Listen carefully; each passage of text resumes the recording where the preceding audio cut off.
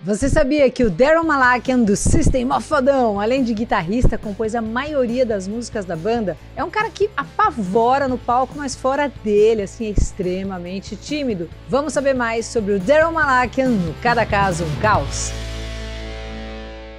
Olá, eu sou a Luca e por aqui a gente dá uma geral, une, né, biografia, música e psicologia. Tudo feito com Rafa Bolo, da Pombo Produções, e hoje com comentários de um dos meus supervisores de estágio de psicologia, o professor, escritor, doutor e faixa preta em psicanálise lacaniana, Leonardo Goldberg. O apoio é da Music Dot, a melhor escola online do Brasil, tem tudo para você realmente aprender, né? Você tem acesso aí a todo o conteúdo, aulas, exercícios, playback, cifras, partituras e tira dúvidas com o professor ali mesmo. Você vai estudar em qualquer lugar, qualquer dia, qualquer horário, ilimitado, e a primeira aula é de graça. Aproveita que tem descontaralho para você. musicdot.com.br/promoção/Luca.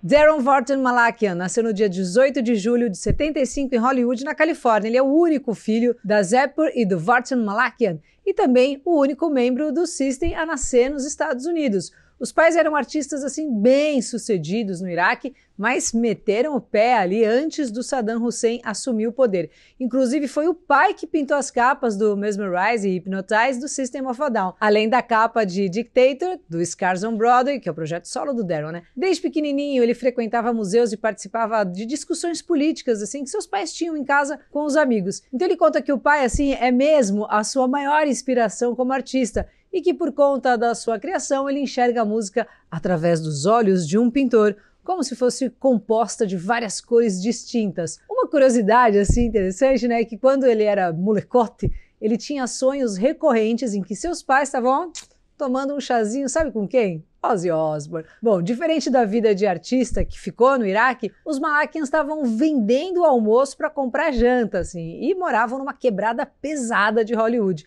assim como também o Leonardo DiCaprio, lembra? Tem episódio aqui, vai lá ver. Eles tinham um apartamento assim pequenininho na esquina da Vine Street com a Santa Monica Boulevard, de frente ali para um hotel que era um ponto forte de putaria mesmo. E o Daron acompanhou de camarote todas aquelas coisas que os pais não querem que os filhos vejam, na verdade. Mais tarde, tudo isso ia virar tema para o som Lost in Hollywood do System. Como era filho único e não saía muito de casa, o pequeno Daron passou a maior parte da infância quietinho, no cantinho ali de boa, e acabou se acostumando nessas de ficar sozinho. Mas seu destino também foi selado ali na infância quando o primo tocou para ele um disco do Kiss. Aí ó, caiu uma bigorna na cabeça. Com 5 aninhos de idade, já estava arrastando a mãe para a loja de discos e já fritava nos Van Halen, Ozzy, Judas, Depeche Mode, Def Leppard, além de umas velharias assim, tipo como Bee Gees e todos os ritmos ali do Oriente Médio que vinham do lado da família. Então, desde muito novo, o Daron não tinha dúvidas, né? Ele queria ser um rockstar. O jovem Daron pirava nas baquetas, enchia o saco dos pais para ganhar uma bateria. Mas assim como os pais do nosso amigo Wes Borland, do Limp Bizkit, lembra? Também tem episódio aqui, vá lá ver. Acharam melhor presentear o garoto com um instrumento que ele pudesse desligar quando precisasse. Então, no seu aniversário de 12 anos, o pequeno Daron se tornou, então, oficialmente, vamos dizer assim, um guitarrista. Já na escola, o Daron era péssimo aluno, já estava numas de querer ser artista, então a mão de ferro ali do sistema escolar só levou o menino para o lado contrário. Não levava a escola nem um pouco a sério, raramente dava as caras e quando dava, arrastava geral. Tanto que os professores chamavam ele de Damien, lembra da profecia? Ou seja, era literalmente o filho do capiroto. Além disso, essas rebeldias aí se estendiam para as ruas. Na época, Hollywood era um antro, né, de gangues que viviam saindo na mão mesmo. E o Daron estava no meio desse rebosteio, estava sempre se metendo aí numa confusão, saindo na mão com a geral, mesmo sem ter motivo nenhum, assim. E isso piorou ainda mais depois que ele perdeu a avó, que ele era assim super próximo. Para lidar com o luto, o que ele fez? Acrescentou uma pitadinha ali de violência e agressividade e as tretas se intensificaram assim no level hard. Tanto que uma vez no colegial, o nome dele começou a circular na boca pequena ali e o Daron foi tirar satisfação. Nocauteou o cara com um socão na face e começou a bater com a cabeça do menino no concreto. Olha que bizarro isso, né? Absurdo.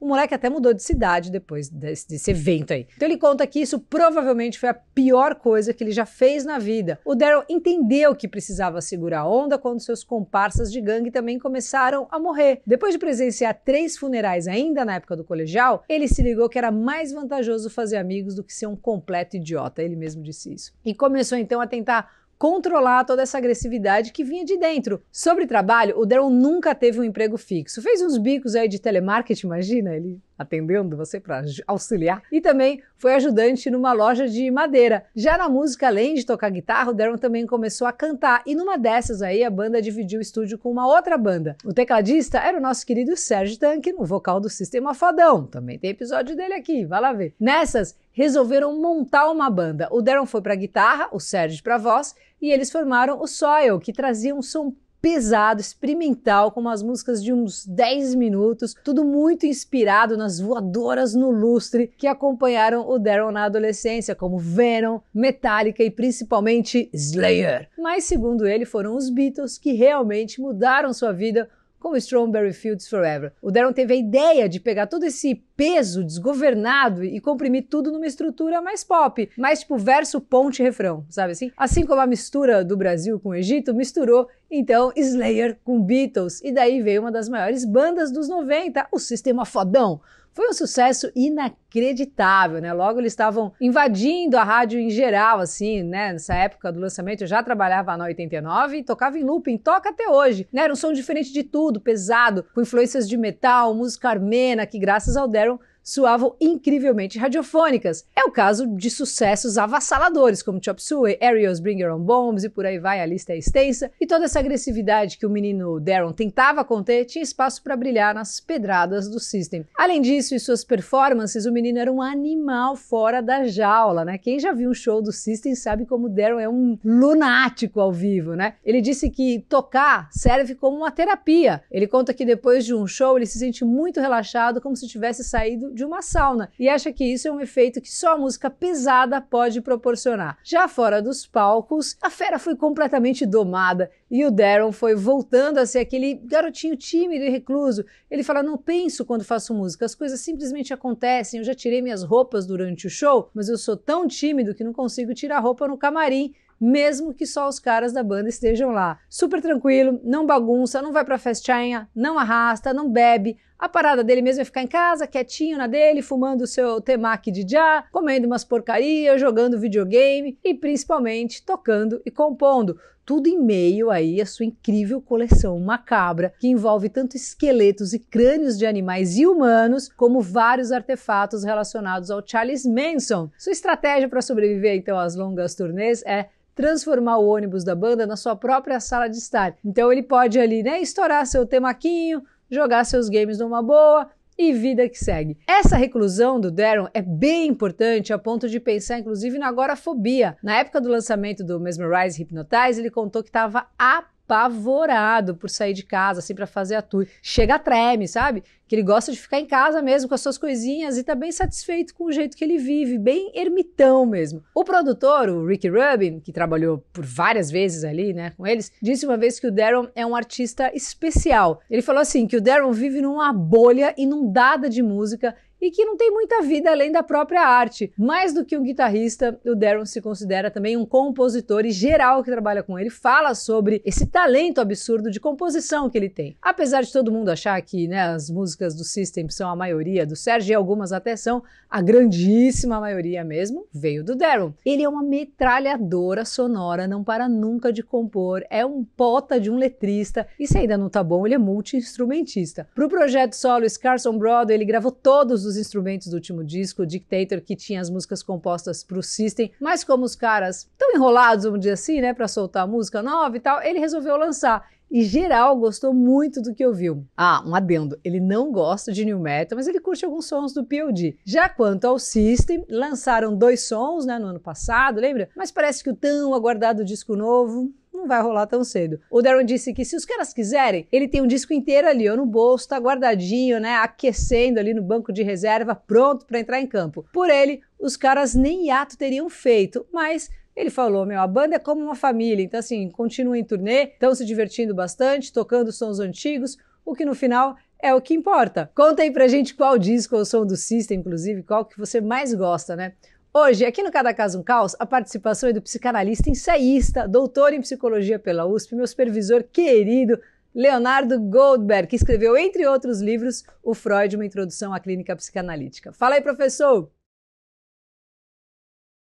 Bem, primeiro eu queria agradecer esse convite feito pela Luca, é uma super amiga, interlocutora, alguém que eu admiro demais. Essa proposta, de falar sobre o Darren Malakian, acho que o primeiro ponto é eu comentar sobre uma das questões assim mais interessantes que a psicanálise funda, é justamente a ideia de que há palavras que precedem a nossa existência e que de certa forma determinam a nossa vida e que continuam inclusive depois da nossa partida. Muitas vezes o poeta é aquele que tem a capacidade de sintetizar essas palavras a partir da metáfora, a partir de uma via não tão direta. Eu acho que o Darren, ele provém de uma família armênia que vivia no Iraque e que se desloca para os Estados Unidos a partir da ascensão do Saddam. Acho que esse ponto é bastante interessante para a gente lembrar, assim, do texto que, de certa forma, dá um ponto de partida para o System of a Down, que é a poesia do Darren chamada Justice of a Down, Eu acho que nessa poesia ele traz vários temas, inclusive a aceleração tecnológica e a comunicação de massa, enquanto empobrecedores das relações sociais. E que, de certa forma, a gente só poderia lidar com esse sistema em declínio a partir de duas vias. Abra sua boca e, portanto, fale, e abra os seus olhos e, portanto, desperte algum ponto reflexivo de consciência social para a gente reconsiderar o modelo do qual a gente se serve enquanto sociedade. Eu acho que esse é o ponto assim mais interessante para a gente pensar nesse traço de timidez do Darren. Talvez ele não seja exatamente aquele tímido inibido, pelo contrário, talvez seja exatamente aquele tímido que, de certa forma, está atento, aquele tímido que muitas vezes capta os sentidos, as palavras subjacentes, inclusive aos discursos, dos pais, dos familiares, dos amigos. Eu acho que isso fica bastante claro, assim, com, inclusive, alguns títulos do System of a Down, como, por exemplo,